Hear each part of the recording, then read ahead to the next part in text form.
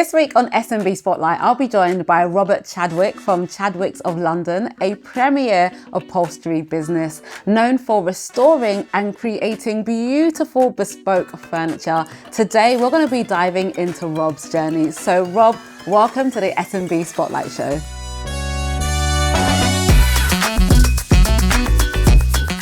Robert, thank you so much for joining us today. Thank you. Thank you for having me.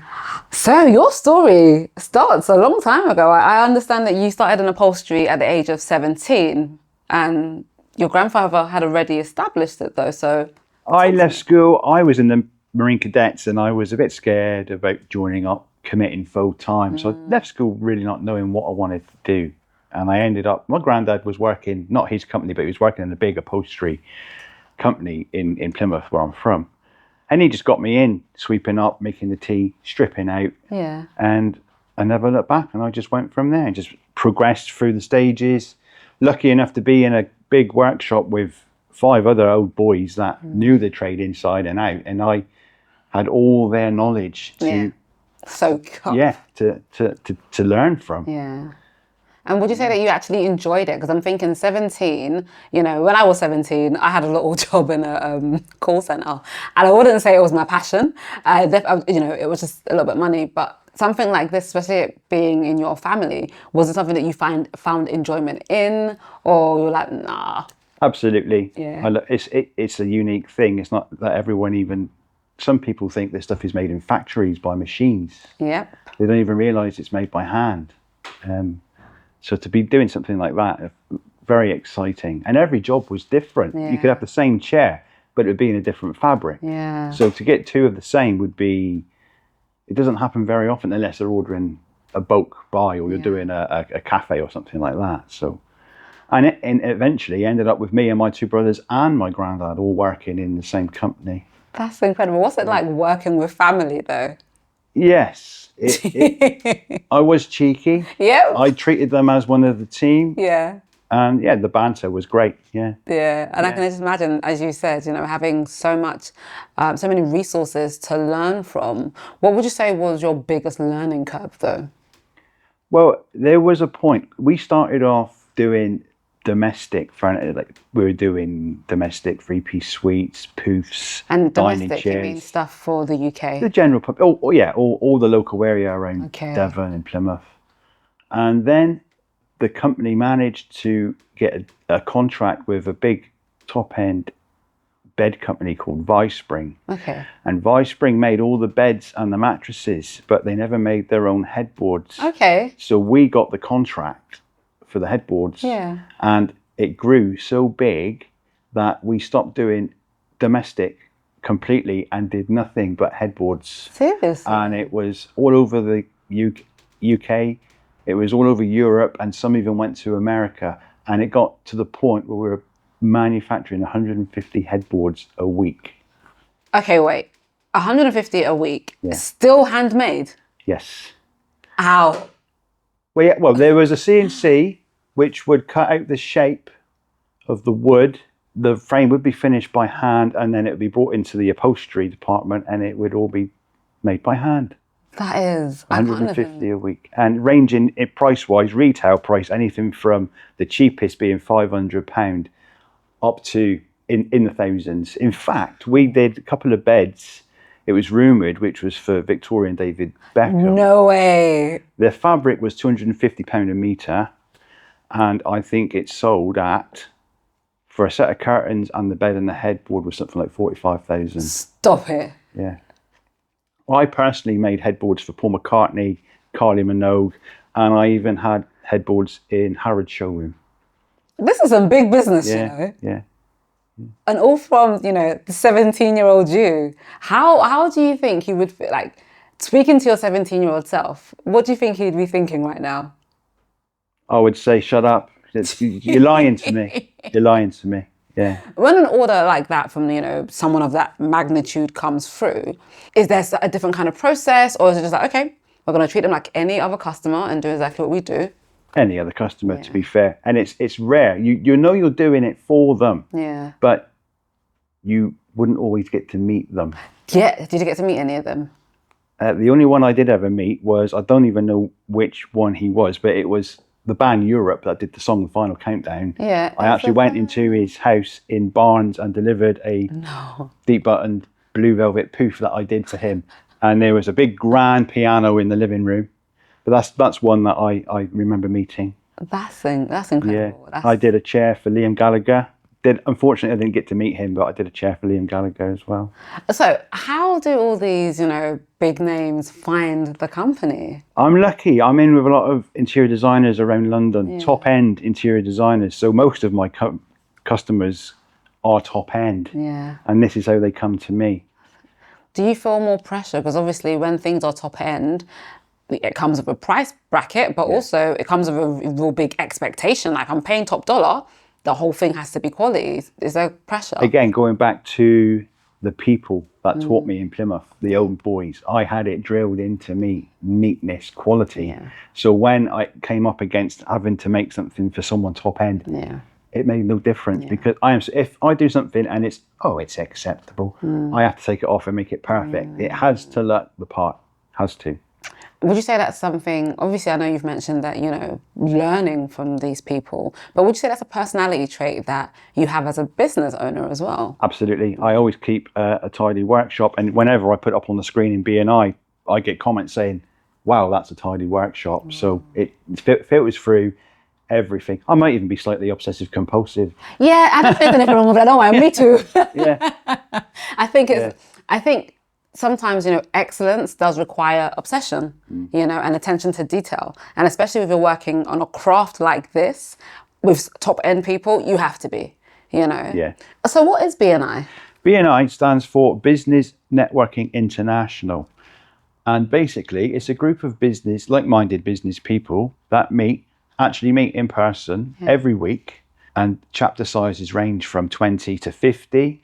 And you basically network, and you get your 60-second slot. Everyone gets a 60-second slot to pitch their business. The idea is give as gain. You give people business and they bring you business, and it's working for me. And it definitely works because there's members throughout the chapters which have been there for over 20 years. Wow. And how would someone become a part of it? Normally you're invited because not many people know about it. So it's all done through invite, and we are encouraged to bring visitors because it's fresh people to advertise to every week, and you never know who's going to be in the room. And that is how chapters grow, because visitors, if they like it, turn into members if the seat's free. Oh, so what do you mean by the seat? The seat is unique, so you can't have two upholsterers in the same chapter, conflict of interest. So you've got trades like mine, which will find it easy to get into a seat because we're a rarity. Yeah. Whereas people who have businesses with like accountancy, electrical, plumbing, every chapter is going to have that seat taken because they're quite common jobs. So, are there any businesses that aren't, like, for example, a presenter or host? Would they have a spot in BNI? If it works for them, if the seat's there, then I would just advise sign up for a year or two. Gardener? We've got a gardener. Yeah. Trying to think of something random. A cameraman? We've got a cameraman. Well, we've got a photographer. Okay. Yeah. How about, I'm trying to think about something obscure, but as you said, the more unique, probably the easier it will be for them to get a seat. And for example, if there is, let's say, 20 seats and a business comes forward that isn't already represented, can they add more seats? Yes, absolutely. Wow. There's no given size to a chapter. Okay. But statistically, it does show that 30, 35 is a good amount, because you've got to listen to everyone give their 60-second pitch. Well, that's 35 minutes. So if you've got 50 members, you're gonna be there for. They don't get 50. You don't get 60 seconds. You only get 30. So it impacts. It starts impacting what's actually going on in the weekly meeting. Oh wow! Yeah. Well, it sounds like a great resource for other small medium businesses. What would you say has been the biggest challenge you faced, though, especially rebranding Chadwick's of London? That wasn't so much of a challenge. Again, this is BNI. I got thrown onto this path twice before I joined BNI, and I came up against so many hurdles and brick walls that I gave up a couple of times. Like what? Tell me. Like trying to replicate a chair and finding a good frame maker or finding the fabric for it or something like, or know how to actually go about it. Yeah. And being in B&I, this is really what's thrown me over the hurdles this time, because we've got a business coach, financial advisor, accountants, frame makers. It's all there. It's a network. And if they don't know people, Yeah. they will know people, if you know what I mean. Yeah. We will find someone. So would you say that as a business owner, it's integral to have a network? Absolutely, absolutely. And another reason why I joined B&I is because some of the interior designers, which give me most of my work, they're not young anymore. And are they going to close, or are they going to pass it on? And will that person still use me? So that's another reason. Maintaining relationships. Keep networking, build more relationships, and see what comes of it. Now, going back to 17-year-old you, do you remember the first piece you ever worked on? They got me training up by going around the office, nicking all the office chairs that needed reupholstering. And that's how I learned, because it didn't really matter if I got it wrong. Start off with the simple stuff, like a seat pad, just wrap around, staple it off, and then go up from there. The thing is, you say simple, I'm like, that is simple. I'm just like, I don't even know how to do any of that. What would you say has been one of the most maybe unique or interesting things you've been asked to create? The biggest challenging thing I've had to make was a Chesterfield corner sofa. So you got the big deep button in effect, and it had to deep button around the corner and carry on. That's the biggest challenge to date. Yes. How long did that take to Couple of create? weeks. Wow. Yeah. It was so big, funnily enough, it wouldn't fit in my workshop. But I'm lucky to know another upholsterer who we network and we help each other out, and he's got a massive workshop right next to Royal Ascot Racecourse. Oh, nice. And when I get a big job, he lets me work out of there. That must have been huge. Yeah. It's 2 meters by 2 meters. Yeah, it was big, but it all comes apart in units. But to get it to the actual corner unit it wasn't where button in meets button in. It did actually go around in one piece. Yeah. Honestly, my mind is blown. I was like, okay, I can put together an IKEA wardrobe, and that's wardrobe cupboard, and that's as far as I can go. All right, we have a short interlude now as it's time for the Marketing Minute, the section where we spill the secrets behind the most iconic campaigns, creative strategies, and marketing moves shaping the world today. Let's dive in. The ALS Ice Bucket Challenge, how a charity went viral. So back in the summer of 2014, the internet became obsessed with buckets of ice water. What started as a small grassroots campaign quickly exploded into one of the biggest viral marketing moments ever. So it began when a handful of friends challenged each other to pour ice cold water over their heads and post the videos online. This was to raise awareness for ALS, which stands for amyotrophic lateral sclerosis, a disease most people had barely heard of. But within weeks, everyone from Oprah Winfrey to Bill Gates to Cristiano Ronaldo to even me were drenching themselves for the cause. The results were staggering. Over 17 million videos shared on Facebook, 2.5 million donations to the ALS Association, more than $115 million raised in just 8 weeks. So, why did it work? The genius behind the campaign. It was simple. All you needed was a bucket, ice, and a smartphone. There was social pressure. The nominate free friends model drove exponential participation. This was a cause-driven movement for charity, so no one wanted to be seen as the guy that didn't support the charity. And finally, celebrity amplification. When A-listers joined, mainstream media followed. So for those of you who own small businesses, what can we learn? Keep it simple. Make it easy for people to join in. Leverage networks. Design campaigns that thrive on sharing. Make people the hero. When audiences feel part of the story, they become your marketers. And that's your Marketing Minute. Comment who you want to hear about next. But for now, let's get back to the episode. You know, speaking to any up-and-coming upholsterers watching this, listening to this, what kind of advice would you give for people who are in the industry or want to get into the industry? It can be stressful. It can be frustrating because you will keep getting it wrong and you just got to keep going. your hands will become tired. You actually start shaking because you're using your muscles in ways which you're not used to. So just keep going, believe in yourself, and don't be afraid. Yeah. Yeah. Yeah. Take risks as well. Take risks. Well, that's a tough one, isn't it? Yeah. Yeah. When you take a risk and it doesn't work out, how do you deal with that? Having the confidence to do it in the first place, really. And even now, I could have a job which I've done many times before, and it could be for someone top end, or it could be in an expensive fabric. Yeah. And I think twice before I cut it to make sure I've got it marked out correctly. Because the minute you cut it, They're done. that's it. Yeah. So It's just being meticulous as well, isn't it? yeah. Measure twice, cut once. I've heard that saying. It's to save the fabric, right? To save the mistake. Yeah. Save that phone call. How do I say this? But, you know, what you do is quite labour intensive, quite manual. Yeah. What does rest look like for you? Rest, I have to say, and I'm not ashamed of it, I'm 45 and I still love playing Xbox. Yeah. I love it. And we've got a nice house. We do have a fancy hot tub. And on a day like this, I'd be in the hot tub with a few beers, for sure. I need to know, what's your favourite Xbox game?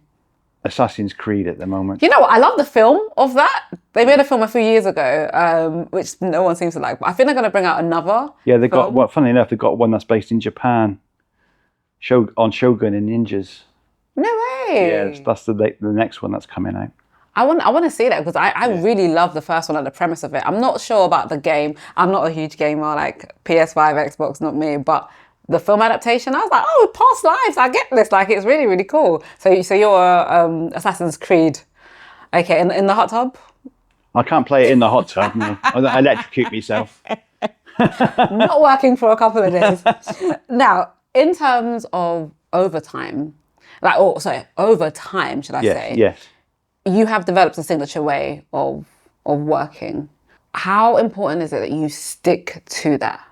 Very important, because people will comment on how tidy and quality is of my work. And I've got to, I think you get used to it. You reach that level, and it's just maintaining that level, just self-discipline, really. Yeah. Things, a lot of the answers you've given are very good pieces of advice for anyone, regardless of the institute or the trade, because self-discipline, being meticulous, you know, caring about the quality, that's going to speak for itself, you know. And for you, especially when you get, you know, these high-end, top-end orders, having that level of, okay, I can deal with this pressure and keeping it moving and then actually producing, it's huge. It's absolutely huge, you know. If you weren't doing this, though, what else would you do? If there was another trade or profession, what would it be? Do you know, I really wanted to be a fighter pilot, and I never pursued it because I just didn't think I would be any good. And I had to wear glasses, so I think they're going to throw me out straight away. So I don't know how true that is, but I never pursued it. Yeah. And I was made redundant, and that's how I ended up working for myself, and it's the best thing I ever did. And the second best thing I did was joining BNI because of the networking and the friends that I've made. But the backup plan was being in London. If it didn't work going on my own, I was just going to do Uber driving. Yeah. How important would you say a backup plan is for small businesses or business owners? I think it's just very sensible, because it might not get to a point where you have to close it completely. You'll still get a little bit of work trickling through. So to be able to chop and change until it becomes more established, that would have been my plan. I wouldn't have jacked it in completely. I would have done the Uber driving, and when a job popped up, go back to the tools. And you would have had the flexibility as well. Yeah. Talking about tools, I want to learn. Can you talk me through some of these goodies here? Because I want to learn, someone listening may want to learn. I'm afraid to ask. You go on, you tell me. This is a foam saw. Foam saw. Says what it does. Okay, it saws foam. Cuts foam. Cool. Yeah. This is a Bosch one, very expensive. This is £600 wow. these days, and you won't get a better one than the Bosch one, this top end. And the plate comes off so you can get it right inside foam if you need to.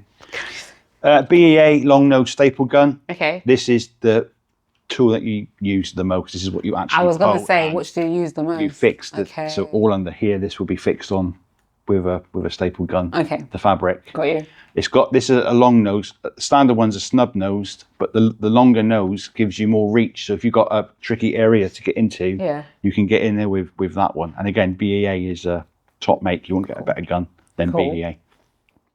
This one, if you've got the deep buttoning that we spoke about on the Chesterfield, this will actually go into a drill and you cut out holes in the foam where the button's going to go. And that lets the button go right in, which gives you that puckering of the fabric, which you then turn into pleats. That's what that does. This is just an air blower. You plug that in, disconnect that one off the airline, plug that one in, and just use that to blow off any dust or over furniture before you wrap it, before it goes like to delivery. This one that doesn't even look like anything. It looks like a piece of wood. Yeah, I made that myself out of a, funnily enough, an old chair frame. And that is just a bit of wood, going back to the pleats, just get it in the pleat and work it in. Okay. So it sits in pretty. Okay, okay. Hammers, that a normal tack hammer to put in traditional upholstery, putting in tacks. This one has a nylon tip, because if you were putting in antique nails, like detailed nails, like brass or nickel, hitting it with a nylon tip doesn't damage the heads. Gotcha. If you hit it with that one, then you'd scratch them. And then you don't see upholstery tools every day. They're quite unique. And this is just different ways of ripping out old staples. So that's a manual one where you would actually lift it by hand, or this one, you'd actually just strike it with a mallet and lift it that way. That's so cool. So I feel like a little upholstery museum. I love it. I feel like I might be good at using this. But I'm going to say, obviously, because you're so good at this, when you came in here, you're like, I can see how this was made, or maybe you could have done it better. Yeah. Is that how you find yourself, just looking at things, critiquing? It could be anything in the picture. It could be a naked woman, and the first thing I'm looking at is, look at that chair she sat on. I'm checking out the quality of the upholstery. I love it. Welcome back to the Big Biz Case Files, where we uncover how small ideas become billion-dollar giants. Today, we're stepping inside the story of Amazon, a company that started as a tiny online bookstore in a rented garage and became a $1.8 trillion global powerhouse that has transformed how the world shops, reads, watches, and lives. It's 1994. Jeff Bezos, a 30-year-old Wall Street hedge fund executive, spots one game-changing stat. Internet usage is growing at 2,300% a year. What does he do? He quits his six-figure job, drives to Seattle, and sets up shop in the garage of his rented home in Bellevue, Washington. Originally, Bezos wanted to call the company Cadabra, but when his lawyer pointed out that it sounded a little too much like cadaver, he pivoted. After scrolling through a dictionary, he landed on Amazon, inspired by the world's largest river. His vision? To make Amazon the Earth's biggest bookstore. On July the 5th, 1994, Amazon was officially born, with a door-turned-desk, a team of 5 employees, and no investors. Bezos launched Amazon.com in July 1995. The first ever book sold, Fluid Concepts and Creative Analogies by Douglas Hofstadter. I know, crazy, right? Within 30 days, Amazon was shipping books to all 50 US states and 45 countries, all from that tiny little garage. The early years weren't glamorous. Amazon lost money every single quarter, but Bezos had a rule: get big fast. He wasn't chasing short-term profits, he was betting everything on growth. In 1996, revenue jumped from $4.2 million in quarter 3 to $8.5 million in quarter 4, whilst losses shrank by $100,000. By 1997, Amazon went public, raising $54 million and gaining the capital needed to expand. Bezos famously told investors not to expect profits for years, a risky move almost unheard of at the time. Amazon's first big evolution came in 1998, when Bezos expanded into music, DVDs, and computer games, and acquired online bookstores in the UK and Germany to go global fast. By 2001, after a record-breaking Christmas, Amazon finally posted its first ever profit, $5 million. And from there, Amazon's transformation into the everything store began. In 2005, Bezos launched Amazon Prime, unlimited 2-day delivery at $79 a year. At first, people thought it was too expensive and too risky, but Prime changed everything. By 2021, Prime had over 200 million subscribers worldwide, generating $31.7 billion in subscription revenue that year alone. Now, Prime members spend an average of $1,400 annually on Amazon, double that of non-Prime members. I think I spend that myself, not including my husband, a year. What started as a risky bet became one of Amazon's most powerful growth engines. Amazon's dominance came from constant reinvention. 2007, Kindle redefined reading and made Amazon a leader in ebooks. 2006, AWS, Amazon Web Services, quietly became the backbone of the internet, powering Netflix, Airbnb, and more. Today, AWS generates $90 billion plus more annually. 2014, Alexa and Echo pioneered smart home voice technology. 2017, Whole Foods acquisition entered groceries with a $13.7 billion buyout. 2021, MGM acquisition acquired MGM Studios for $8.5 billion, gaining control of franchises like Rocky, Legally Blonde, and James Bond. Amazon didn't just expand, it rewrote the rules of retail, entertainment, cloud computing, and AI. When COVID-19 lockdowns began, Amazon became essential infrastructure. With people stuck at home, demand exploded. In 2020 alone, Amazon sales soared to $386 billion, over 38% year over year. Prime subscriptions surged by 28 million between 2019 and 2021. Amazon became so influential that Amazoning is now a verb, just like Googling. And trust me, I do both. Bezos may have stepped down as CEO in 2021, but Amazon isn't slowing down. Prime Air, testing drone deliveries to reduce delivery times to hours, not days. Amazon Scout, experimenting with autonomous electric delivery robots. Grubhub partnership, expanding into food and grocery delivery. AI and logistics, leveraging robotics, automation, and AI to reshape global supply chains. Amazon's goal is clear: faster, smarter, everywhere. Amazon's journey proves that giants start small and offers key lessons for entrepreneurs. Start small, think big. Begin with one product, but plan for global scale. Reinvest relentlessly. Put profits back into growth, not short-term gains. Listen to customers obsessively. Bezos' motto, work backwards from the customer. Innovate constantly. Always test, experiment, and evolve. Play the long game. Amazon took 7 years to make a profit. Patience pays off.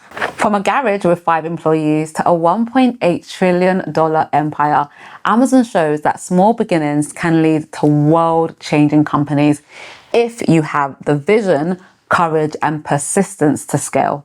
And that's today's Big Biz case file. Time to go back to Chadwick's of London's interview. Okay, my third to final question. If you could create anything, what would it be? What's your favourite thing to make? I think headboards are my favourite thing to make. I just did it for so many years, and they can be beautiful. They could be a focal point of the room, and they can be massive, floor to ceiling. Yeah. And they can let all the different ruching and pleating and rope cord designs, deep buttoning. It's a blank canvas. And they make a huge difference as well. Yeah. They I redid our bedroom when my husband was away. And one of the things I did was get us a new headboard. And it just made such a big, and you can get that kind of luxury kind of feel with just the headboard. They are a statement piece. If you go and stay in like we've had a friend up this weekend, she's been staying in a hotel which was over £600 a night. And the headboards in this place is unbelievable. Yeah, they are a statement piece. Sure. Okay, I'm with you. I'm with you. Yeah. My second to final question: if you would like to shout out any other big business, any other small to medium business, who would it be?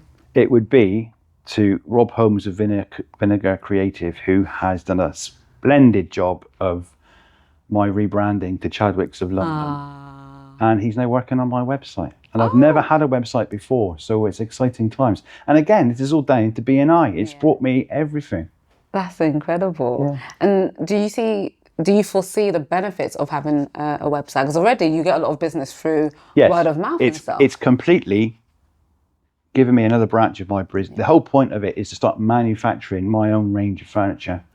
And I'll sell it and I'll make it to order off the website.